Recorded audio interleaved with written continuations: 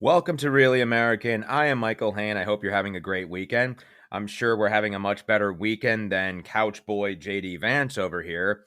JD, who apparently suffers from perennial foot and mouth disease, happened to sit down on Meet the Press and had yet another disastrous interview. I don't know why they keep having him go on the news shows and doing this. It just gets worse and worse.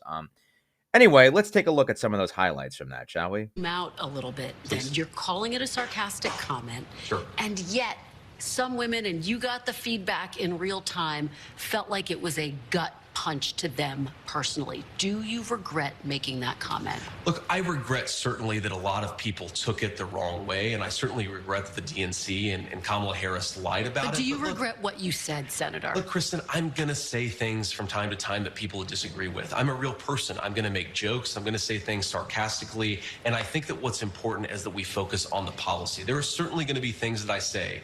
If I'm elected vice president, people are going to say, well, I wish he had said that differently. I think it's most important to actually be the person I actually am and to say, those sarcastic comments were made in the service of a real substantive point. This country has become too anti-family. It's too expensive to afford a house. It's too expensive to afford groceries. Donald Trump and I want to change that. And unless we get better leadership, we're not going to. But again, just very quickly, given that people have told you directly, have spoken out, have said that they were offended, they were hurt by those comments, do you wish you never made those childless cat lady comments? I think that it's much more important for me to just be a normal human being who sometimes says things that people disagree with. I have a lot of regrets, Kristen, but making a joke 3 years ago is not in the top 10 of the list. All right. Dude, did you just seriously try to blame Kamala Harris for your obnoxious, infantile, childless cat comments? Well, I see they are now teaching projection and deflection at Trump University, and JD has mastered the subjects ever since aligning himself with Cheeto Mussolini. I will say, though, man, it's nice to see that you finally got a better haircut this time. Did you see them the other day when he was pathetically trying to order donuts? Looks like a blind guy cut his hair. But then the real moment of truth came up for Couch Boy when he was presented with the question on whether Trumpy Dumpty would accept the election results of 2024. Kind of like he didn't do in 2020. Naturally, JD Vance suddenly morphed into Fred Astaire and danced around the issue gleefully. Let's take a look at that. Move on to something that Donald Trump said in North Carolina and yet again Friday night.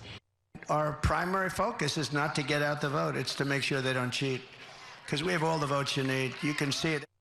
Why is Donald Trump casting doubt on the election before it's even happened? I don't think that's what Donald Trump is doing. Well, that's what he's doing. That's what he says here. We need to make sure they don't cheat. I think that what he's saying is that we want to pursue a set of policies in the Republican Party that make it easier for every legal ballot to be cast and counted, but make it harder for illegally cast ballots to be counted. Now, we can disagree about how many of those there are, whether there are a few hundred, a few thousand, maybe more. But just in the last week, okay, so just in the last week, once in Arizona and once in Pennsylvania, there were major court wins that make our ballot process more secure and more effective. I think that's what Donald Trump is talking about, is we have to pursue, sometimes through litigation, sometimes through better policy at the state or national level, a set of rules that make sure every ballot is legally counted. Well, it's very different from your message, which is you said, and I'll quote you back to yourself, we have to work as hard as possible to persuade Americans to vote for us. Are you on the same page as Donald Trump? Because,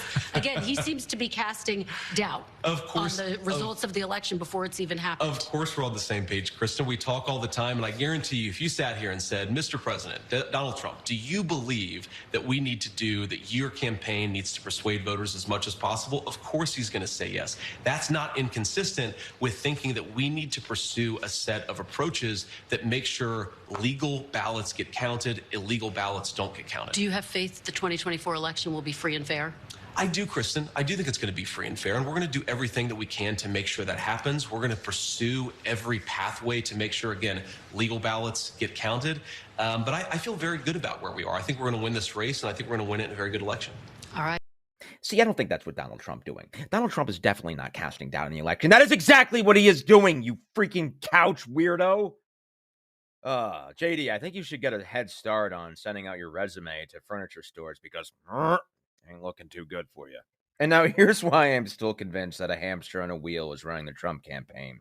Because over the weekend, you may have noticed that they embraced RFK Jr. Well, apparently RFK Jr. was begging Kamala Harris to accept him, possibly give him a cabinet level position in exchange for an endorsement. I don't know if RFK Jr. knows there isn't any Secretary of Roadkill. That doesn't exist.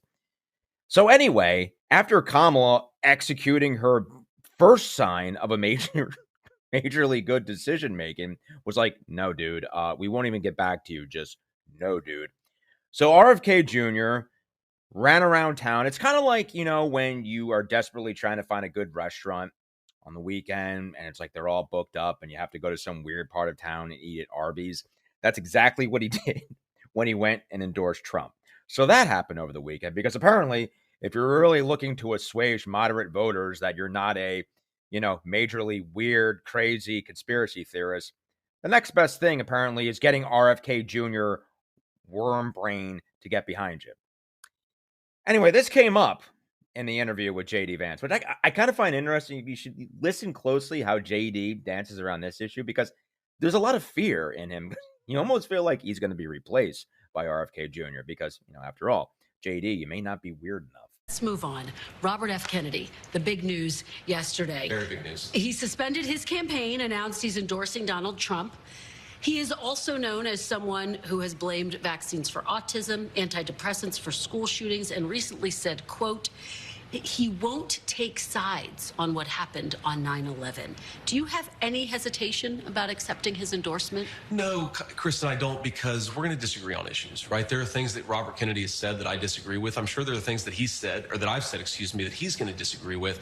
But I think what his endorsement represents is that Donald J. Trump's Republican Party is a big tent party. I was raised by two grandparents who are sort of classic blue dog Democrats.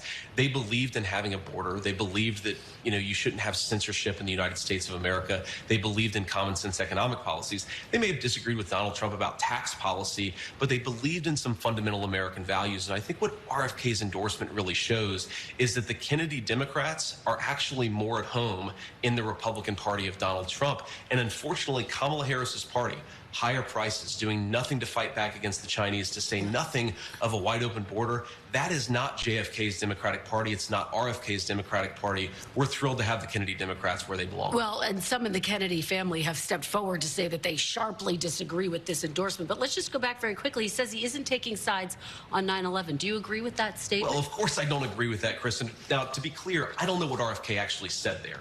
Maybe there was additional context. Of course, you actually have to see what people say before you agree or disagree with it. I certainly have taken sides in 9/11. I'm the pro-America side. I don't think that we should have been attacked, and I certainly think hitting back against the terrorists was justified.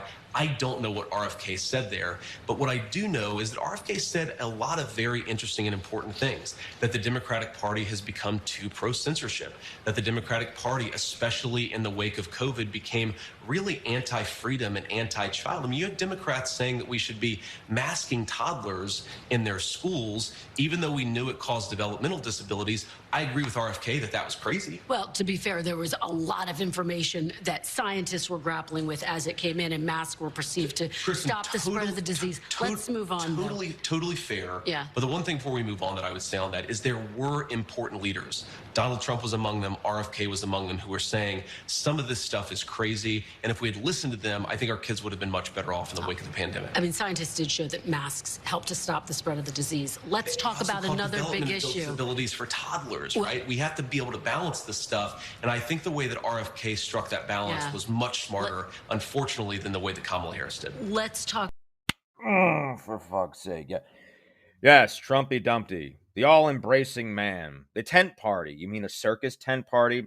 Because, why just embrace nothing but billionaires and radical white supremacists? Why don't we bring in all the weirdos and conspiracy theorists while we're at it? I believe you've hit your quota of weird. Anyway, don't worry, because this actually won't make a dent at all in the, obviously, national polling. But as you can see here, we'll do virtually nothing at all when it comes to swing states as well. But congratulations, you are now weirder and crazier than you were before. Anyway, I am Michael Haim. This is Really American. If you like our content, please hit that subscribe button. Check me out at my latest TikTok at Mike Haim Comedian. Talk to you later.